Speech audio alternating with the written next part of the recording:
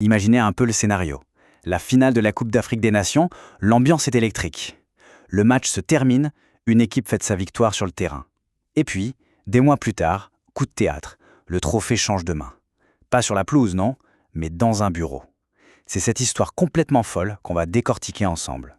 Alors, la question que tout le monde se pose, c'est bien celle-là. Comment est-ce possible ?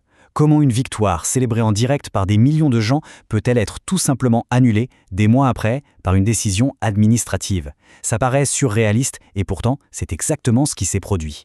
Et voilà le cœur du problème résumé en 2 images. D'un côté, ce qu'on a tous vu, la fête, la joie des joueurs sénégalais sur le terrain, et de l'autre, une scène beaucoup plus froide, des mois plus tard. Le Maroc qui devient champion sur papier.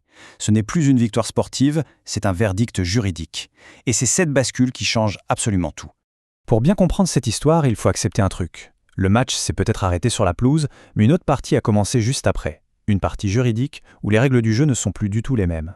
Le point de rupture, le voici. En pleine finale, un geste radical. L'équipe du Sénégal décide de quitter le terrain.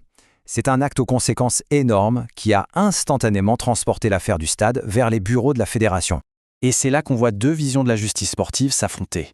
D'abord, une première commission qui a essayé en quelque sorte de ménager la chèvre et le chou. Des petites sanctions pour tout le monde, une décision que certains ont même qualifiée de folklorique. Mais on appelle changement total de décor.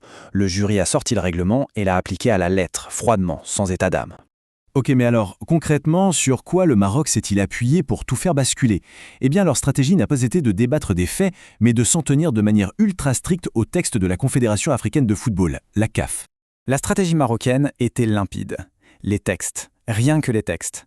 Pas de discussion sur l'esprit du jeu ou les circonstances atténuantes. Non. C'était une approche quasi chirurgicale, centrée sur 2 articles très précis du règlement. Le premier pilier de leur argumentaire, c'est cet article 82. Et là, franchement, c'est difficile de faire plus clair. Une équipe qui quitte le terrain sans l'accord de l'arbitre est considérée comme ayant abandonné le match. C'est noir sur blanc, pas de place pour l'interprétation. Et l'article 82, il déclenche automatiquement une conséquence, qui est décrite dans l'article 84. Si tu abandonnes, tu perds le match par forfait, 3-0. C'est ce mécanisme implacable qui, d'un point de vue purement réglementaire, a donné le titre au Maroc. Et tout ça, ça se résume en une petite phrase, presque un slogan, qui résume parfaitement la position marocaine. Tu quittes le terrain, tu perds. Point final. C'est une vision froide, procédurale, qui met fin à toute discussion. La règle, c'est la règle. Forcément, face à un verdict aussi tranché, les réactions ont été diamétralement opposées.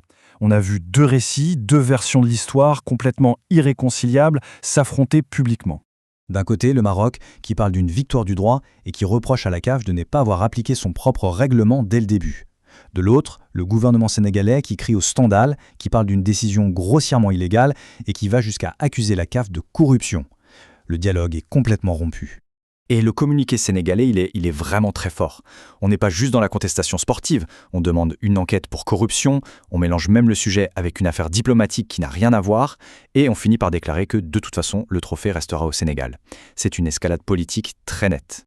Et c'est précisément là que l'affaire quitte le terrain de sport pour devenir un enjeu politique majeur. Cette intervention directe du gouvernement sénégalais est vue par beaucoup comme un précédent très, très dangereux pour le football. C'est tellement marquant que certains observateurs ont même commencé à parler d'un risque de sénégalisation du football. Le terme peut paraître un peu choc, mais il décrit une vraie peur. La peur que quitter le terrain devienne une forme de protestation comme une autre et que ça finisse par saper complètement l'autorité des arbitres et l'intégrité du jeu. Parce que le vrai danger, c'est l'effet domino. Ce qui s'est passé dans cette finale, on l'a déjà revu depuis, en Turquie, en Égypte. La crainte, c'est que si ce genre de comportement n'est pas sanctionné très durement, ça pourrait devenir une habitude. Et un jour, pourquoi pas perturber une compétition comme la Coupe du Monde. Et toute cette situation vient percuter un principe fondamental de la FIFA, le gendarme du foot mondial. Ce principe, c'est cette fameuse muraille de Chine entre le sport et la politique. En clair, on ne mélange pas les deux. C'est justement pour ça que l'intervention du gouvernement sénégalais est si risquée pour eux. En s'immisçant de manière aussi directe, le Sénégal s'expose à des sanctions très lourdes de la FIFA, qui pourraient aller jusqu'à suspendre la fédération sénégalaise de toutes les compétitions. C'est un jeu très dangereux. Alors, est-ce que l'histoire s'arrête là ? Pas du tout. Il reste un dernier acte à jouer et c'est peut-être le plus important. Le dossier va maintenant être examiné par la plus haute cour de justice du sport. C'est le tribunal arbitral du sport, le TAS, basé en Suisse, qui aura le dernier mot. C'est en quelque sorte la Cour suprême du sport mondial. Leur décision sera finale et tout le monde devra s'y plier. Et attention, petit point super important à comprendre, juridiquement, il ne s'agit pas d'un match Maroc contre Sénégal. Au départ, c'est le Maroc qui a attaqué une décision de la CAF. Et maintenant, c'est le Sénégal qui va attaquer la nouvelle décision de la CAF. L'adversaire, dans les deux cas, c'est l'organisateur de la compétition. Concrètement, comment ça va se passer? Le Sénégal a un délai très court, 10 jours, pour faire appel. Ils vont sûrement demander une procédure d'urgence, un référé, pour essayer de suspendre la décision tout de suite. Et ensuite, l'affaire sera jugée sur le fond, ce qui peut prendre plusieurs mois avant un verdict final et définitif. Finalement, cette histoire rocambolesque nous laisse avec une question bien plus grande. Quand la froideur d'un règlement se heurte à la passion, à l'émotion brute qui fait toute la beauté du sport, qui doit l'emporter? C'est tout le dilemme que cette finale hors du commun a brutalement mis en lumière. Merci d'avoir suivi ce décryptage.